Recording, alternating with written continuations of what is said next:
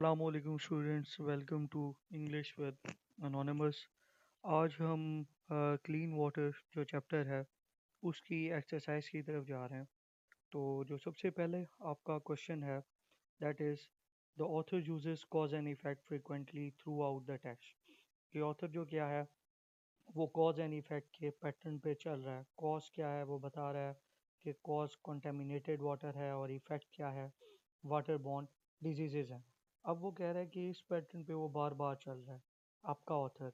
अब वो कह रहा है चूज वन इंस्टेंस, ये कोई ऐसी एग्जांपल या एक ऐसा इंसिडेंट उठाएं जो कि एक्सप्लेन कर रहा हो इस पैटर्न को, जिससे रीडर क्या है वो अंडरस्टैंड कर सके किस चीज़ की सीरियसनेस वाटर रिलेटेड इश्यूज की।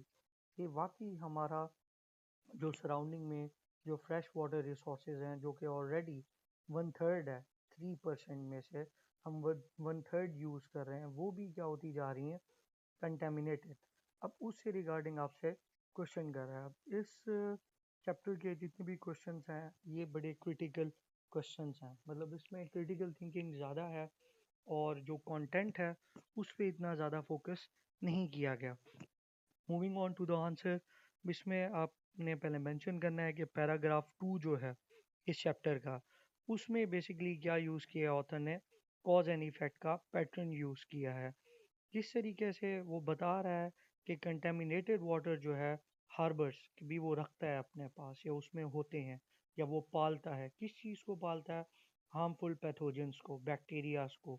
अब ये क्या है, ये कॉज है विच डायरेक्टली रिजल्ट्स इन, जिससे हो क्या रहा है, स्वेयर वाटर बॉर्न डिजीजेज हो रही हैं कि पानी से पैदा होने वाली सख्त किस्म की बीमारियां आ रही हैं। अब उसमें क्या है, हैज़ा भी है, टाइफाइड जो कि एक बुखार है, ये हो रहा है। अब ये क्या है, कॉज एंड इफेक्ट है। अब इसी चीज़ को आगे एक्सप्लेन करते हुए वर्ल्ड हेल्थ ऑर्गेनाइजेशन जो है जो कि यूएनओ की है, अब उसके हम फिगर्स एक कोट कर रहे हैं कि 8,29,000 बंदा जो है हर साल डायरिया की वजह से क्या कर रहा है, मर रहा है। और ये डायरिया क्यों हो रहा है, ये कंटेमिनेटेड वाटर की वजह से होता है या सैनिटेशन की वजह से होता है। अब ये बेसिकली क्या है, कॉज एंड इफेक्ट का जो रिलेशनशिप है, ये जो इन्वायरमेंटल इशू है जिसे कि लोग बड़ा एब्स्ट्रैक्ट समझते हैं या जनरल समझते हैं कि यार ये आम बात है, कोई बहुत ही सीरियस या कोई बहुत ही ख़तरनाक किस्म का मसला नहीं है। अब उससे ये कन्वर्ट करता है टू द लाइफ और डेथ ह्यूमन क्राइसिस, कि असल में ये सिर्फ मसला एक आम मसला नहीं है, जनरल मसला नहीं है, ये ज़िंदगी और मौत का मसला है। कि जब आप पानी गलत पी रहे हैं या आलूदा पी रहे हैं तो आपकी सेहत पे भी असर पड़ रहा है और आपकी लाइफ पे भी असर असर पड़ रहा है। 8,29,000 बंदे का मर जाना is a big figure in a year.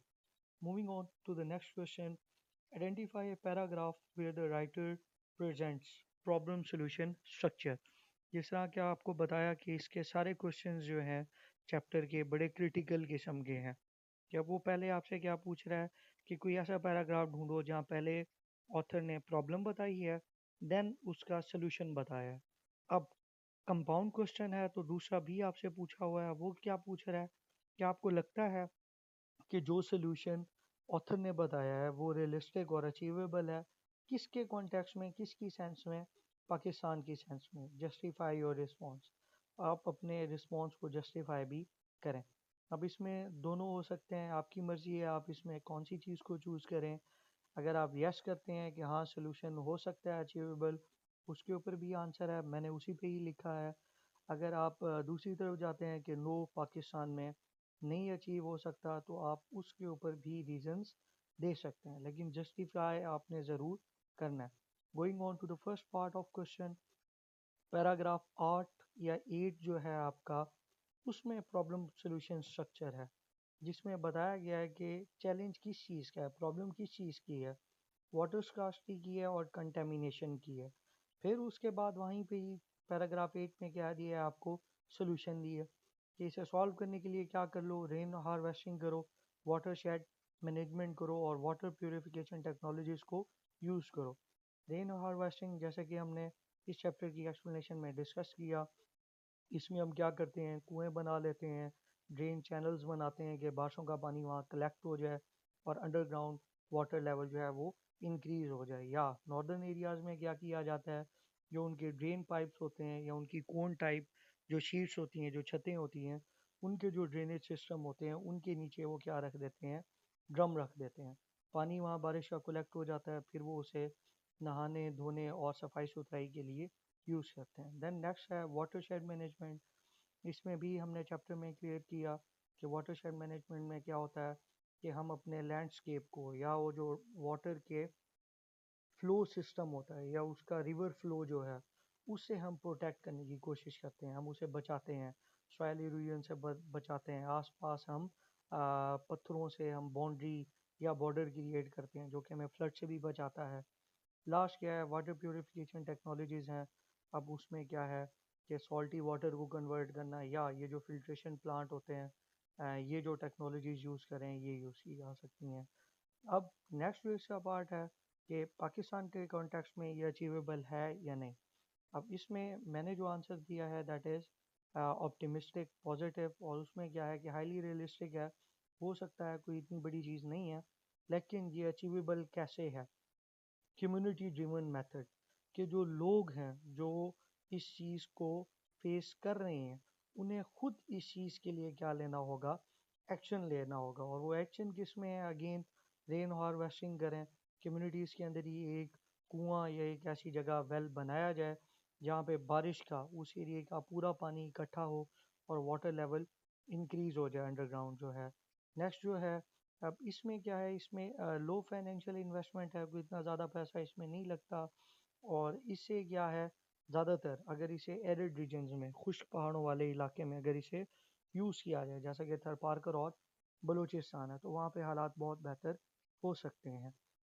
दूसरा क्या है, लोकल और कम्युनिटी बेस्ड सॉल्यूशंस जो होते हैं वो बहुत जल्दी इंसान कर भी सकता है और वो सिंपल होते हैं, शॉर्ट होते हैं। हाई टेक्निकल जो सॉल्यूशंस हैं या टेक्नोलॉजिकल जो सॉल्यूशंस हैं जो कि गवर्नमेंट इनिशिएटिव लेती है और उसके ऊपर मिलियंस का जो बजट है वो रखा जाता है, वो लॉन्ग टर्म है। और वो जो है वो आपकी गवर्नमेंट डिसाइड करती है या आवाम अगर अपने पॉलिटिशियंस को ये डिमांड दे या उनके मैनिफेस्टो में डाले तो तब ये हो सकता है। अगर आप इसके अपोजिट आइडिया में जाना चाहें कि पाकिस्तान में ये चीज़ अचीव नहीं हो सकती, दैन अगेन आप ये रिस्पॉन्सेज दे सकते हैं कि इंफ्रास्ट्रक्चर नहीं है, लोगों को अवेयरनेस नहीं है, लोग कंटेमिनेट करते हैं, वाटर पोल्यूशन होती है, इंडस्ट्रीज़ हैं, एग्रीकल्चर का वेस्ट है, वो फ्रेश रिसोर्सेज जो हैं उनमें फेंका जा रहा है, तो उसमें आप पेसिमिस्टिकली भी लिख सकते हैं। Moving on to the next question, that is, how does the use of reasons and conclusions in the final paragraph strengthen the writer's argument? अब सबसे पहले क्या, आपको राइटर के आर्गुमेंट का पता होना चाहिए कि किस तरह से वो रीजंस और कंक्लूजन्स बता रहा है और वो कौन कौन से बता रहा है जिससे वो अपने आर्गुमेंट को स्ट्रॉन्ग कर रहा है। आर्गुमेंट क्या है ऑथर का, कि क्लीन वाटर जो है वो क्या है, फंडामेंटल है ह्यूमंस के लिए और इन्वायरमेंट के लिए। अब वो क्या है, वो अंडर थ्रेट है, अंडर क्राइसिस है, पोल्यूट हो रहा है। अब उसे हमने क्या करना है, सेव करना है। ये मेन आर्गुमेंट है। फिर आगे आपसे उसने क्या कहा है, कंपाउंड क्वेश्चन है, refer to specific lines in your answer. फिर अपनी आंसर में स्पेसिफिक लाइंस जो कि ऑथर ने लिखी हैं उन्हें भी कोट करो। तो सबसे इसमें आप पहले क्या कहेंगे कि जो राइटर है वो स्ट्रेंथन कर रहा है रीजंस और कंक्लूजन्स के थ्रू पैराग्राफ 10 में। अब उसमें वो क्या कर रहा है, स्ट्रॉन्ग लॉजिकल रीजन दे रहा है पावरफुल एक्शन के लिए, कि लोग क्या हैं इस चीज़ के लिए एक्शन लें या कुछ ना कुछ करें। अब उसमें रीज़न क्या है कि क्लीन वाटर जो है सबसे पहले वो आपको बता रहा है कि फंडामेंटल है, ये बुनियादी है, इंसेंशियल है, इम्पोर्टेंट है। किस चीज़ के लिए इम्पोर्टेंट है, ह्यूमन हेल्थ के लिए, इन्वायरमेंटल सस्टेनेबिलिटी के लिए और इकोनॉमिक डेवलपमेंट के लिए। देन फिर वो क्या कहता है, लेकिन क्या हो रहा है, बहुत ज़्यादा ऐसे रीजन्स हैं, एरियाज हैं जहाँ इंफ्रास्ट्रक्चर नहीं है, उसकी शॉर्टेज है। अब इससे क्या हो रहा है, इससे अब वो आपको बता रहा है ऑथर कि ये जो है it is not only a matter of public health but also a critical step towards achieving global prosperity and wellbeing. कि अगर आप दुनिया के तरक्की याफ्ता मुल्कों में आना चाहते हैं तो उसके लिए भी आपको क्या करना पड़ेगा, क्लीन वाटर पे इन्वेस्ट करना पड़ेगा। लास्ट में क्या है, कंक्लूजन है, उसमें क्या है, writer clear sense of urgency create कर रहा है कि बहुत ही अर्जेंट है, क्रिटिकल है इशू, कि हमें जल्द से जल्द इकदाम करने पड़ेंगे। किस चीज़ के लिए, वाटर क्राइसिस को सॉल्व करने के लिए, क्योंकि क्या है, ये एक मैंडेटरी प्रॉब्लम है और फॉर ऑल ग्लोबल प्रोग्रेस, कि पूरी दुनिया के लिए ये क्या है, एक इशू क्रिएट होता जा रहा है। ये सिर्फ एक हेल्थ प्रॉब्लम नहीं है, बल्कि ये एक ग्लोबल या एक वास्ट लेवल की इशू है या प्रॉब्लम है। Going on to the next question, can you provide an example where the organizational pattern changes within the same paragraph? Again आपसे critical question पूछ रहा है, सारे आपसे reasons conclusions आपको pattern सिखाने की कोशिश कर रहा है, जो कि basically एक critical thinking है और philosophy में इसे यूज किया जाता है। यहाँ पे आपसे क्या कह रहा है कि एक ही पैराग्राफ के अंदर कैसे चेंज कर रहा है पैटर्न, किस चीज़ का, थॉट का, आइडियाज का। और उससे नेक्स्ट क्वेश्चन में आपसे क्या पूछ रहा है, what effect does this shift have on the readers mind या रीडर्स अंडरस्टैंडिंग, कि उस शिफ्ट से रीडर की अंडरस्टैंडिंग पे क्या इम्पैक्ट आ रहा है। सबसे पहले आप क्या बताएंगे कि ऑर्गेनाइजेशनल पैटर्न कौन से पैराग्राफ में चेंज हो रहा है, दैट इज पैराग्राफ नंबर 10। अब इसमें क्या हो रहा है कि आपको बताया जा रहा है कि क्लीन, पहले तो ये बताया जा रहा है कि क्लीन वाटर जो है वो human health, environmental environment and economic development के लिए ज़रूरी है। ये बताने के बाद डायरेक्टली क्या होता है, पैटर्न शिफ्ट हो जाता है एक ही पैराग्राफ में। फिर किस तरफ आता है वो, प्रॉब्लम और इफेक्ट पे आता है। प्रॉब्लम और इफेक्ट में वो क्या बताता है कि स्टिल बहुत सारे एरियाज हैं जहाँ पे क्या है, क्लीन वाटर से लेके चैलेंजेस हैं, और वो चैलेंजेस किस चीज़ के हैं, स्कार्सिटी के हैं कि पानी कम है, कंटेमिनेशन, आलूदगी है, एंड इनएडुकेट इंफ्रास्ट्रक्चर, नामुनासिब क्या है, बिल्डिंग्स हैं या ढांचे हैं किस चीज़ के, टेक्नोलॉजी के या वाटर को सेव करने के लिए। अब प्रॉब्लम बताने के बाद अब थर्ड दोबारा चेंज करता है ऑथर। अब थर्ड चेंज करके वो किस में चला जाता है, सोल्यूशन स्ट्रक्चर। सोल्यूशन स्ट्रक्चर में वो आपको क्या बोल रहा है कि कोलैबोरेटिव एफर्ट चाहिए, कि कलेक्टिव एफर्ट चाहिए, कोई एक इंडिविजुअल इस चीज़ को सॉल्व नहीं कर सकता। और उसे करने के लिए क्या है, गवर्नमेंट की इन्वेस्टमेंट चाहिए, सस्टेनेबल प्रैक्टिसेस चाहिए, ऐसी जो कि क्या हो, देर पाऊँ। सस्टेनेबल प्रैक्टिसेस को हमने चैप्टर की एक्सप्लेनेशन में बहुत ही डिटेल में कवर किया, जिसमें हमने इलेक्ट्रिक व्हीकल्स की बात की है और दूसरी तरफ फोसल फ्यूल की बात की है, कि इलेक्ट्रिक व्हीकल्स जो हैं वो सस्टेनेबल फॉर्म है, या फोसल फ्यूल से जो चलने वाली हैं that is not sustainable form. Last में क्या है कि ये स्ट्रक्चर जो शिफ्ट है या जो चेंज है, ये क्या कर रहा है, अब ये जो लास्ट में आपसे पूछा था कि रीडर के ऊपर क्या इफेक्ट आता है, इससे रीडर की अंडरस्टैंडिंग जो है वो चेंज हो रही है। और वो कैसे चेंज हो रही है, उसका माइंडसेट कैसे चेंज हो रहा है, कि ये एक जर्नल इशू नहीं है, ये एक आम सा प्रॉब्लम नहीं है, बल्कि ये क्या है, एक अर्जेंट कॉल फॉर एक्शन है, कि जितना जल्द से जल्द हो सके हमें, we as a community, we as a government, we as a country और we as a global citizens, हमें क्या है, क्लीन वाटर के लिए एक्शन लेना है। नेक्स्ट आपका क्वेश्चन नंबर 5 है। अब इसमें अगेन आपसे पूछा जा रहा है कि इमेजिन, आप फर्ज करें कि ये जो टेक्स्ट है इसे रीराइट किया जाता है, दोबारा लिखा जाता है। किस पैटर्न में लिखा जाता है, कंपैरिजन और कंट्रास्ट में। एक तरफ आपको ऐसे मुल्क दिखाए जाते हैं जहाँ पे वाटर अबंडेंस है, दूसरी तरफ आपको ऐसे मुल्क दिखाए जाते हैं जहाँ वाटर स्कार्सिटी है, पानी है ही नहीं। अब वो कहता है अगर इस तरीके से लिखा जाए, व्हाट न्यू इनसाइट्स, तो फिर आपके लिए क्या इनसाइट्स या क्या अंडरस्टैंडिंग आएंगी किस चीज़ के बारे में, क्लीन वाटर के बारे में। अगेन इसका आंसर क्या है कि जब हम इसे कंपैरिजन और कंट्रास्ट में लिखेंगे, it would highlight the extreme global inequalities, कि फिर क्या है, हमारे सामने क्या आएगा कि ग्लोबल इनइक्वालिटीज़ हैं। इनइक्वालिटीज़ क्या है, फ़र्क है। फ़र्क इस चीज़ का है कि कुछ ऐसे मुल्क हैं, कुछ ऐसी कंट्रीज़ हैं जिनके पास सब चीज़ों की क्या है, अबंडेंस है, और वो बहुत लेविश लाइफस्टाइल गुजार रहे हैं। और दूसरी तरफ जो कंट्रीज़ हैं उनके लिए बेसिक नेसेसिटीज़ भी मुश्किल हो जाती हैं, जिस तरह के अफ्रीका को देखा जा सकता है, या चे गवारा है या नेस्टो गवारा है जो कि कम्युनिज्म की थॉट से रिलेट करता है, जो कि कार्ल मार्क्स की है। उसमें उसका एक नॉवल है द मोटरसाइकिल डायरीज, जिसमें वो लेटिन अमेरिका, साउथ अमेरिका में ट्रैवल करता है और वहाँ पे वो देखता है इनइक्वालिटीज़। और फिर वो कहता है कि ये जो इनइक्वालिटीज़ हैं ये कैपिटलिज्म की वजह से क्रिएट हुई हैं। कैपिटलिज्म अगेन क्या है, मटीरियलिस्टिक फॉर्म ऑफ गवर्नमेंट है। अब फिर वो इसकी वजह से क्या करता है, रिवोल्ट करता है चे गवारा अगेंस्ट द कैपिटलिज्म, और कम्युनिज्म की जो फिलॉसफी है वो इसी चीज़ पे ही बेस करती है। Coming back to the question, अब इसमें जो चीज़ हाईलाइट हो रही है वो क्या है, ग्लोबल इनइक्वालिटीज़ हैं। और वो इनइक्वालिटीज़ किस चीज़ में है, रिसोर्स डिस्ट्रीब्यूशन में है कि वाटर रिसोर्सेज हैं ही नहीं, कुछ के पास बहुत हैं, कुछ के पास नहीं है। इवन अभी पाकिस्तान के साथ मसला चल रहा है कि इंडिया जो है वो, जो कि 1960 में जो इंडस वाटर ट्रीटी थी, उसमें जो हमारे पास तीन दरिया थे, चनाब था, इंडस था और झेलम था, उनके ऊपर क्या कर रहा है, डैम्स बना रहा है। तो अब हमारे पास वो जो वाटर फ्लो है वो अब क्या होता जा रहा है, कम होता जा रहा है, उसे इंडिया कंट्रोल कर रहा है। तो अगेन हमारे पास वाटर की जो डिस्ट्रीब्यूशन है कम होती जा रही है।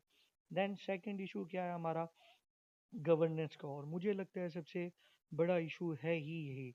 गवर्नेंस क्या है कि दोज इन पावर या those who are in the government और who take the decision for the country, वो ही इस चीज़ को इतना ज़्यादा सीरियस कंसीडर नहीं कर रहे, कि जिन्हें हम वोट करके भेज रहे हैं पार्लियामेंट में या लेजिस्लेशन के लिए भेज रहे हैं, वो इस चीज़ में सीरियस नहीं है। थर्ड क्या है, इंफ्रास्ट्रक्चर वेल्थ। अब अगेन यही गवर्नेंस का ही मसला है कि जो वहाँ पे बैठे हुए हैं वो इस चीज़ पे पैसा लगाना ही नहीं चाह रहे, हालांकि उन्हें चाहिए कि वो इस चीज़ पे क्या करें, पैसा लगाएं। और उसके लिए क्या है, आवाम का अवेयर होना ज़्यादा ज़रूरी है, और इसलिए ये चैप्टर इंक्लूड किया गया है कि लोग जब डिमांड करेंगे तो इस चीज़ पे लेजिस्लेशन भी होगी। फिर उसके बाद आगे आपको क्या बताया जा रहा है कि जब आप कंपैरिजन और कंट्रास्ट में देखेंगे तो आपको क्या पता लगेगा कि वाटर अबंडेंस वाले में क्या होगा, जहाँ पे जिन मुल्कों में पानी की फरावानी है वहाँ पे क्या होगा, एसेलरेट होगा नेशंस के इकोनॉमिक ग्रोथ, माशत में वो ऊपर जाएंगे, पब्लिक हेल्थ सेहत उनकी अच्छी होगी। दूसरी तरफ ऐसे मुल्क जहाँ पे पानी की कमी है वो क्या होंगे, वो ट्रैप हो जाएंगे, फंस जाएंगे, किस चीज़ के साइकिल में फंस जाएंगे कि वो रिपीटेटिवली एक ही चक्कर में जाते रहेंगे, और वो क्या है, डिजीज़ का है, पोवर्टी, गुर्बत का है, और एग्रीकल्चर फेलियर का है। ओवरऑल आपको इस क्वेश्चन में वो ऑथर क्या समझाना चाह रहा है या क्या पर्सपेक्टिव देना चाह रहा है, वो ग्लोबल पर्सपेक्टिव है, और उसमें यही है कि वाटर स्कार्सिटी जो है वो ज़्यादातर यही इशू है, रिसोर्स डिस्ट्रीब्यूशन का, गवर्नेंस का और इंफ्रास्ट्रक्चर का।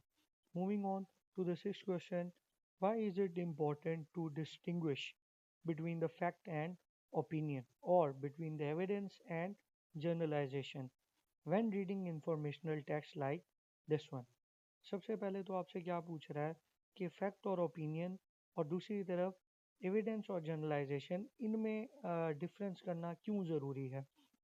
सेकंड, वो आपसे क्या कह रहा है कि किस तरीके से आपकी अंडरस्टैंडिंग को इफ़ेक्ट करता है। सबसे पहले इस क्वेश्चन के आंसर में जाने से भी पहले आपके लिए ज़रूरी है आप समझें फैक्ट क्या है और ओपिनियन क्या है। अब फैक्ट क्या है, फैक्ट ये है that the sun rises from the east and sets in the west, कि हम इसे क्या कर सकते हैं, बाय ऑब्जर्वेशन, बाय क्लेम्स हम इसे प्रूव कर सकते हैं कि इस तरह से ही होता है। अब ओपिनियन क्या है, ओपिनियन में यही होता है कि अगर मैं आपसे पूछूं which flavour of ice cream do you like, अब हर बंदे का अपना अपना ओपिनियन होगा या अपना अपना फेवरेट फ्लेवर होगा। तो अब इनमें जो डिफरेंस है, सेम ये चीज़ क्या है एविडेंस और जनरलाइजेशन में। जब आप एविडेंस बेस्ड या प्रूफ बेस्ड बात करते हैं तो वो आपका क्या होता है, फैक्ट होता है, हकीकत होती है, उससे आप आंखें नहीं चुरा सकते। जैसे कि कबूतर क्या है, वो बिल्ली को देख के आंखें बंद कर लेता है, उसे लगता है कि अब बिल्ली गायब होगी, ऐसा नहीं होता। सिमिलरली जनरलाइजेशंस क्या है, जनरलाइजेशन बेसिकली आपके ओपिनियंस हैं कि आप जनरलाइज कर देते हैं कि कोई ग्लोबल वार्मिंग नहीं हो रही, कोई पानी नहीं पोल्यूट हो रहा, ये वैसे ही बातें हैं और ये लोगों ने वैसे ही बनाई हुई। अब आपके लिए क्यों ये ज़रूरी है ये इस क्वेश्चन में आपको क्या सिखाना चाह रहा है ऑथर, इसमें यही है कि रीडर जो है उसे सेपरेट करना चाहिए फैक्ट्स को ओपिनियन से। क्यों? ताकि वो मिसलीड ना हो। किससे? Bye emotional claims. पॉलिटिशियंस जो होते हैं वो मोस्टली इमोशनल क्लेम्स करते हैं, लोगों को बेवकूफ़ बनाते हैं। किस चीज़ से? फैक्ट से। अब जब फैक्ट से बेवकूफ़ बनाते हैं तो वही है जिस तरह से बिल्ली को देख के कबूतर आंखें बंद कर लेता है, तो लोगों को भी एंड में क्या होता है, वो बेवकूफ़ बना देते हैं और लोग भी जो इवेंचुअल और इमिनेंट थ्रेट होता है उसे सॉल्व ही नहीं करते। अब फैक्ट्स जो हैं अब ये बेसिकली क्या करते हैं, ये प्रूफ होते हैं टू सपोर्ट योर आर्गूमेंट। और जनरलाइजेशन जो है ये ओपिनियन है, ये सिर्फ ट्रेंड बता रहे होते हैं और इनमें कोई भी डाटा, कोई भी प्रूफ नहीं होता। अब हार्ड एविडेंस क्या है? वर्ल्ड हेल्थ ऑर्गेनाइजेशन का है, जो कि क्या है, स्टेटिस्टिक बनाती है। और वो स्टेटिस्टिक आपको क्या कह रहे हैं कि 8,29,000 बंदा हर साल मर रहा है। किसकी वजह से? वाटर कंटेमिनेशन की वजह से।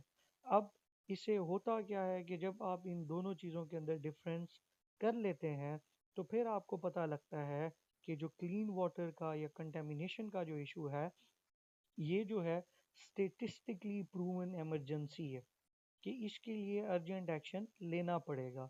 और फिर आप क्या करते हो, आप सेपरेट कर सकते हो कि real water crisis from the simple personal view points. कि बाहर कोई बंदा बैठा हुआ है या कोई भी आप किसी से बाहर मिलने जाते हैं, आप उसे कन्विंस करते हैं, करने की कोशिश करते हैं कि वाटर इशू हो रहा है, और वो बंदा बैठ के आपके पूरे आर्गूमेंट को क्या करता है, डिनाई कर देता है कि मैं नहीं मानता, ये तो हो ही नहीं रहा। अब उस जर्नल या ओपिनियन बेस्ड थिंकिंग से ये जो फैक्चुअल और एविडेंस बेस्ड थिंकिंग है, ये आपको कन्विंस करती है that there is actual threat of water crisis.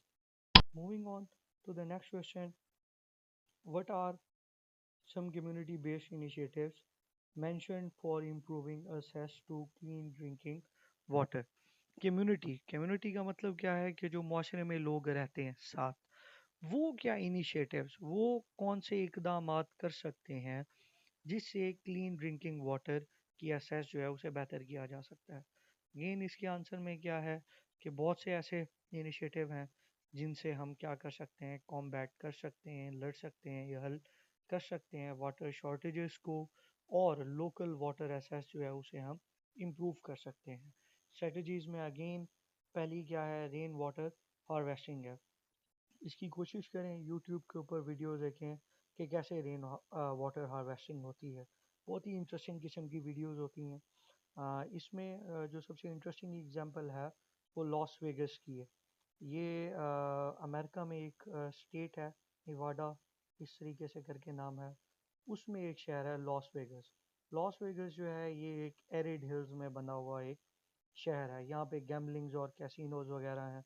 तो यहाँ पे भी इन्होंने क्या किया है, मतलब एक खुश्क जगह पे जाके इन्होंने पानी प्रोवाइड किया है और उस पूरे शहर को इन्होंने आबाद कर दिया।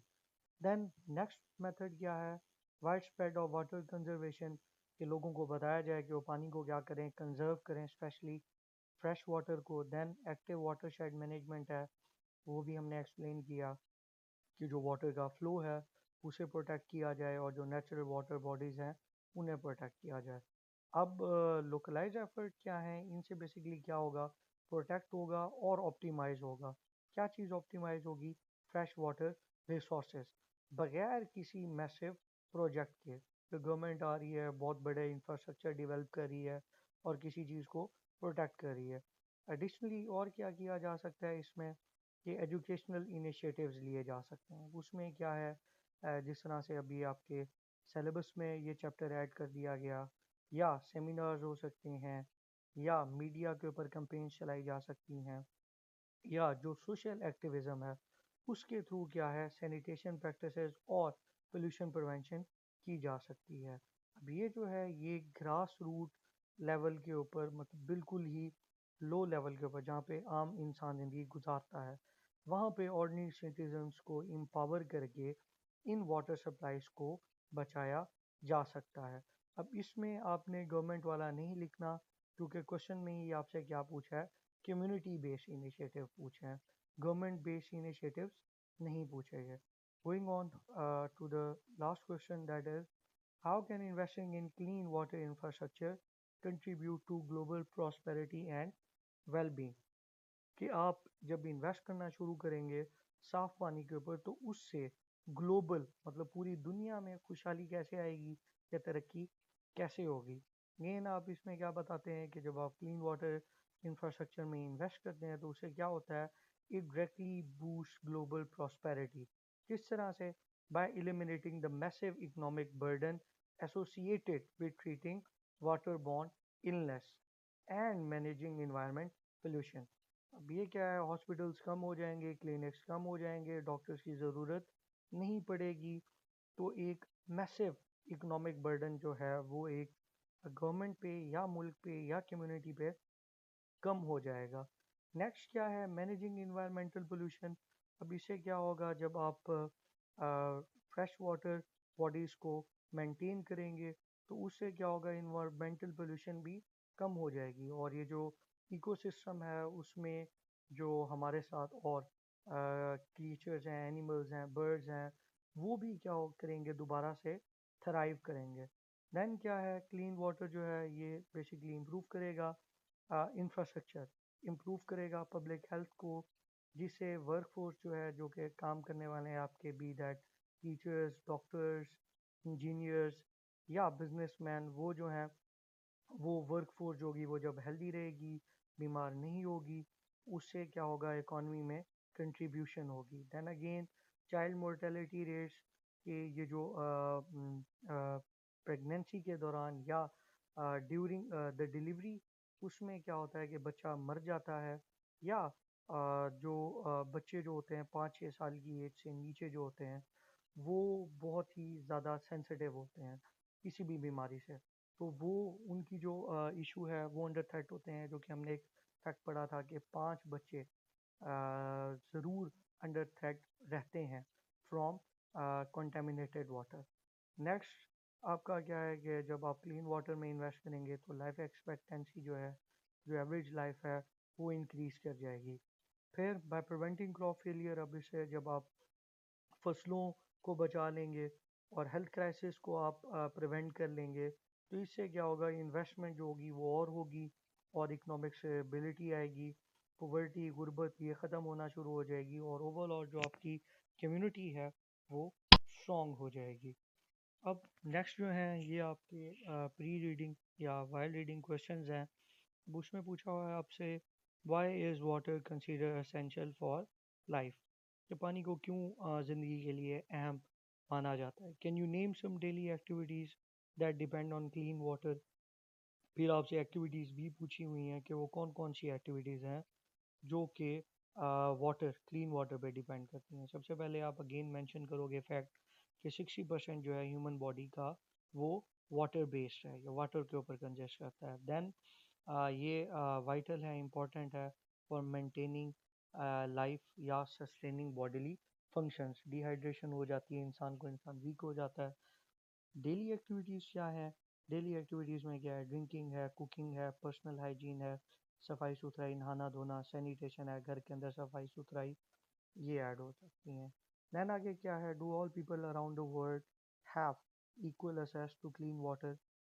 क्या तमाम दुनिया में जो लोग हैं इन सब के पास साफ पानी तक की रसाई है, वाई और वाई नॉट। अब ये क्रिटिकल चीज़ है, जिस भी क्वेश्चन में आप आपसे एंड पे पूछ ले वाई और वाई नॉट, तो वो आपसे जस्टिफिकेशन मांग रहा है, रीज़न मांग रहा है कि आप जो भी ओपिनियन रख रहे हैं वो फैक्ट बेस्ड होना चाहिए, कि आपके जो भी बिलीव्स हैं या स्टांसेस हैं वो जनरलाइज नहीं होने चाहिए, उनके पीछे हार्ड एविडेंसेस होने चाहिए, प्रूफ्स होने चाहिए। अगेन आप क्या कह रहे हैं, नो नहीं, ग्लोबल असेस जो है क्लीन वाटर के लिए वो क्या है, हाईली अनइक्वल है। इवन अगर हम पाकिस्तान की बात करें, थर और थल का डेजर्ट है। अब यहाँ पे लोग क्या हैं, मैं एक डॉक्यूमेंट्री देख रहा था, वहाँ पे वो बताते हैं कि उन्हें अपने जानवरों के साथ पानी पीना पड़ता है और वो जब पानी पी रहे होते हैं तो बेचारे आगे कपड़ा रखते हैं। और वो कपड़ा क्यों रखते हैं, क्योंकि अगर वो कपड़ा ना रखें और ऐसे ही पानी पिएं उन मडी वाटर से या वो जो तालाब बने होते हैं छोटे से, तो मेंढक जो हैं वो उनके पेट में चले जाते हैं, which is again very disgusting and very irritating या very awkward type of thing even to imagine कि एक इंसान इतना मजबूर है कि वो ऐसा पानी पी रहा है। नेक्स्ट अब इसमें क्या है, यही बताया जा रहा है कि इवन पाकिस्तान में कितनी अनइक्वल एसेस है क्लीन वाटर की तरफ। दूसरा ये है, अब इस डिस्पैरिटी से हो क्या रहा है, अनइवन पॉपुलेशन ग्रोथ है कि जहाँ पे पानी सही तरीके से अवेलेबल है वहाँ पे आबादी भी ज़्यादा है, लोग भी ज़्यादा है। जहाँ पे नहीं है पानी की अवेलेबिलिटी वहाँ पे कोई भी नहीं रह रहा, वो जगह क्या है, वीरान और बंजर पड़ी हुई है। दूसरा क्या है, चेंजिंग क्लाइमेट पैटर्न्स। इसकी वजह से क्या है, जहाँ पे पानी होगा वहाँ पे मौसम अच्छा होगा, जहाँ पे पानी नहीं है फिर वहाँ पे बारिशें भी नहीं होती और जो ज़मीन है वो बंजर होना शुरू हो जाती है। लोकलाइज पोल्यूशन है, लैक ऑफ प्रॉपर इंफ्रास्ट्रक्चर है इन डेवलपिंग रीजन्स। ये बेसिकली क्या है, आपकी रीजंस है, या आप वाई बता रहे हैं कि क्यों ये नहीं असेस लोगों तक, क्योंकि इसमें क्या है, ये चेंजेस हैं, ये अवेलेबिलिटीज़ नहीं है लोगों के पास। नेक्स्ट वो आपसे क्या कह रहे हैं, have you ever experience a water shortage और disruption in clean water supply. क्या आपने कभी इसे एक्सपीरियंस किया है, how did it affect your daily routine.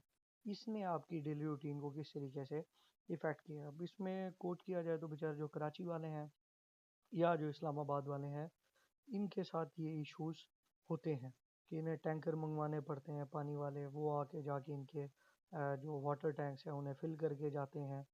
तो उसकी वजह से इनकी जो रूटीन है वो पूरी डिस्टर्ब हो जाती है कि सुबह सवेरे उठ के हर किसी ने नहा धो के खा पी के जाना होता है काम पे, तो पूरी रूटीन ही क्या हो जाती है, डिस्टर्ब हो जाती है। ये जो क्वेश्चन है वैसे जनरली आपसे पूछा हुआ है, इसे लिखना तो आपको खुद चाहिए, बट स्टिल इसमें कंटेंट दिया हुआ है आपके लिए। यस, वाटर सप्लाई डिस्ट्रप्शन जो हैं वो डेली लाइफ को स्टॉल या स्टॉप कर देती हैं, हॉल्ट कर देती हैं। किस तरह से, जिस तरह से कुकिंग है, क्लीनिंग है, वॉशिंग हैंड है, पानी नहीं है तो आप इनमें से कोई भी चीज़ नहीं कर सकते। It forces families to spend extra time and money sourcing bottled water. अब फिर होता क्या है कि अब उस पानी की कमी को पूरा करने के लिए वो फैमिली क्या है, मजबूर हो जाती है। टाइम भी उनका ज़ाया होता है और पैसे भी उनके ज़ाया होते हैं। अब इससे क्या होता है, स्कूल और वर्क कैजुअल्स क्या हो जाते हैं, डिस्टर्ब हो जाते हैं, वो ख़राब हो जाते हैं। लास्ट आपका क्वेश्चन है, how do human activities impact the availability of clean water. ये जो ह्यूमन साहिबान हैं, ये जो ह्यूमन साहब हैं, इन्हीं ही की वजह से दुनिया में काफ़ी मसले क्रिएट हुए हैं। Be that global warming, be that nuclear war, be that war between the countries, be that clean water issue. अब अगेन हम इसमें यही बता रहे हैं कि जो ह्यूमंस हैं, इन्हीं ही की एक्टिविटीज़ की वजह से फैक्ट्रियाँ इंडस्ट्रियाँ लगा रहे हैं और उसमें से प्रोडक्ट्स बना रहे हैं, पैसा कमा रहे हैं, लेकिन वो जो पोल्यूटेड वाटर है उसे फ़िल्टर करने के लिए इनके पास पैसे नहीं है, पैसे लगाना भी नहीं चाहते। अब उसे क्या, ह्यूमन एक्टिविटी से डिग्रेड हो रहा है water resources, fresh water resources. Gain source क्या है, इंडस्ट्रियल पोल्यूशन है, एग्रीकल्चर रन ऑफ है, पेस्टिसाइड्स हैं, इम्प्रॉपर वेस्ट डिस्पोजल है। एडिशनली क्या है, इन चीज़ों के अलावा, इन प्रॉब्लम्स के अलावा ह्यूमंस जो हैं वो कंज्यूम भी बहुत ज़्यादा कर रहे हैं फ्रेश वाटर। क्यों कंज्यूम कर रहे हैं, क्योंकि पॉपुलेशन कहाँ पहुँच गई है, 8 बिलियन पे पहुँच गई है, बहुत ज़्यादा होती जा रही है। अब किससे ज़्यादा होती जा रही है, then it can naturally precipitate back into the ground. Precipitate बोलते हैं बारिश होने को। अल्लाह ताला ने एक नेचुरल इकोसिस्टम में बैलेंस क्रिएट किया हुआ है कि पानी जो है वो एक साइकिल के थ्रू, जो कि हम फिफ्थ सिक्स या सेवन्थ क्लासेस में हम पढ़ते थे और मोस्टली बच्चे उसके ऊपर मॉडल्स भी बना के आते थे जिसमें वो बताते थे कि भी जो ओशंस हैं वहाँ पे क्या होती है, वाटर एवेपोरेशन होती है, वाटर एवेपोरेट होता है, वहाँ से वो जो एवेपोरेटेड वाटर है वो जाके कलेक्ट होता है माउंटेन्स पे, वहाँ पे क्लाउड्स बनते हैं। वो जो क्लाउड्स हैं then again they come back to the plain lands और वहाँ पे बारिश होती है, और बारिश होने के बाद वही पानी जो है वो लोगों की ज़रूरियात पूरी करता हुआ वापस ओशन में जा गिरता है। तो अब यहाँ पे वो जो बारिश होने की जो रेशो है वो कम हो गई है to the ratio of consumption. Consumption जो है वो ज़्यादा है। नेक्स्ट वो आपसे पूछ रहा है, हाउ डज इनएडुकेट, इनएडुकेट बोलते हैं नामुनासिब को, access to clean water affect agriculture productivity and crop production। ज़रात के ऊपर क्या असर आ रहा है, उसकी पैदावार के ऊपर क्या असर आ रहा है, किससे, क्लीन वाटर के ना होने से।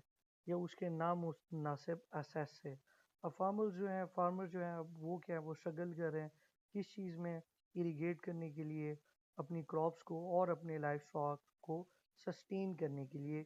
किस वजह से? क्योंकि क्लीन वाटर नहीं है। अब इससे हो क्या रहा है, स्वेयर ड्रॉप आ रहा है इन एग्रीकल्चर प्रोडक्टिविटी, कि अब वो जो यील्ड थी वो उसकी जो अमाउंट है वो कम होती जा रही है।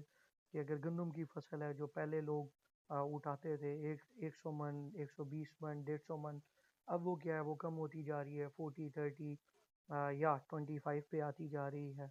अब ये एक इशू हो रहा है। दूसरा, जो लाइफ स्टॉक है जब वो ख़राब पानी पीता है तो वो बीमार होता है, वो मर जाता है। अब इन दोनों चीज़ों से क्या हो रहा है, फूड शॉर्टेज हो रही है। फूड शॉर्टेज होने की वजह से इन्फ्लेशन, महंगाई हो रही है और इकोनॉमिक हार्डशिप आ रही है। किसके लिए? फार्मिंग कम्युनिटीज़ के लिए भी और अर्बन और लोकल कम्युनिटीज़ के लिए भी।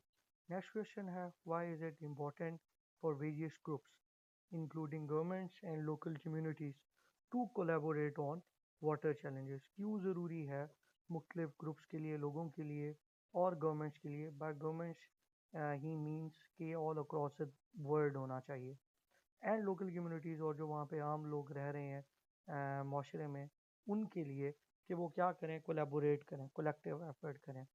अगेन यही है कि ये एक इंडिविजुअल इस चीज़ को ठीक नहीं कर सकता, क्योंकि ये इशू हुआ कोलेक्टिव रीजंस की वजह से है, तो अब ये सॉल्व भी कोलेक्टिव एफर्ट से ही होगा। तो अगेन क्या है, कोलैबोरेशन क्या है, नेसेसरी है, ज़रूरी है वाटर इश्यूज़ को कैटर करने के लिए। अब इसके अंदर कोई एक ग्रुप इस चीज़ को फिक्स नहीं कर सकता। अब गवर्नमेंट्स क्या है, वो फंडिंग प्रोवाइड करें, पैसे दें, पॉलिसी मेकिंग, वो ऐसे लॉज बनाएं या इंफ्रास्ट्रक्चर बनाएं। लोकल कम्युनिटीज़ क्या कर सकती हैं, डे टू डे जो उनकी एक्टिविटीज़ है उसमें वाटर मैनेजमेंट करें और वाटर कंजर्वेशन करें या रिस्पॉन्सिबली पानी को कंज्यूम करें। देन आपका क्वेश्चन क्या है, why are education and awareness important for improving water access and quality? क्यों एजुकेशन और अवेयरनेस ज़रूरी है वाटर की एसेस और क्वालिटी को इम्प्रूव करने के लिए? किसी भी प्रॉब्लम का सलूशन करने के लिए जो सबसे ज़्यादा चीज़ ज़रूरी होती है वो होती है एक्नॉलेजमेंट, कि आप एट फर्स्ट प्लेस एक्नॉलेज करते हैं कि हाँ इशू है, हाँ प्रॉब्लम है। अब इसी चीज़ को ही बताया जा रहा है कि एजुकेशन और अवेयरनेस जो है ये बेसिकली इम्पावर करते हैं इंडिविजुअल को। कैसे? बाय टीचिंग देम, जब हम उन्हें सिखाते हैं, बताते हैं the importance of clean water, proper sanitation and pollution prevention. अब जिस तरह से हमने पूरा चैप्टर कवर कर लिया है, तो आई होप 50 to 60% या 80% आप लोगों को क्लियर हो गया होगा कि साफ़ पानी क्यों ज़रूरी है, ये इसकी क्या इम्प्लीकेशंस हैं। When communities understand this concept, जब लोग जो हैं वो इन कंसेप्ट्स को या इनके रिस्क को अंडरस्टैंड करते हैं, फिर वो क्या है, डायरेक्ट और इंडिपेंडेंट एक्शन लेते हैं। और वो एक्शन किस चीज़ के लिए होता है? ताकि वो अपनी सराउंडिंग को प्रोटेक्ट करें और लोकल वाटर सोर्सेस को प्रोटेक्ट करें। किस चीज़ से? कंटेमिनेशन है। अभी रिसेंटली अमेरिका में भी प्रोटेस्ट चल रहे थे। किस चीज़ के ऊपर प्रोटेस्ट चल रहे थे? ये जो ब्लॉक चेन्स के लिए इन्होंने बहुत बड़े बड़े इन्होंने कंप्यूटर सिस्टम या एक इंफ्रास्ट्रक्चर बनाया हुआ है, जिस इंफ्रास्ट्रक्चर को ठंडा करने के लिए या उसे कूल डाउन करने के लिए जो नेचुरल रिसोर्सेज हैं, जो उनकी लेक्स हैं, उन्हें यूज़ किया जा रहा है। तो उसके ऊपर अमेरिका में जो वहाँ की कम्युनिटी है वो अवेयर है, एजुकेटेड है, वो प्रोटेस्ट कर रहे हैं। और वो प्रोटेस्ट में क्या डिमांड कर रहे हैं कि we can not drink data और we can not use data in the way we use water. तो वाटर जो है उनके लिए इम्पोर्टेंट है। आई होप हमारी जो आवाम है इसमें भी ये अवेयरनेस आए कि वो भी इन चीज़ों को कंसीडर करे कि जो क्लीन वाटर है वो कितना ही ज़रूरी है। Then again I will end this lesson on the quote, water is life. पानी ही हयात है। Thank you for listening, that's all from my side today.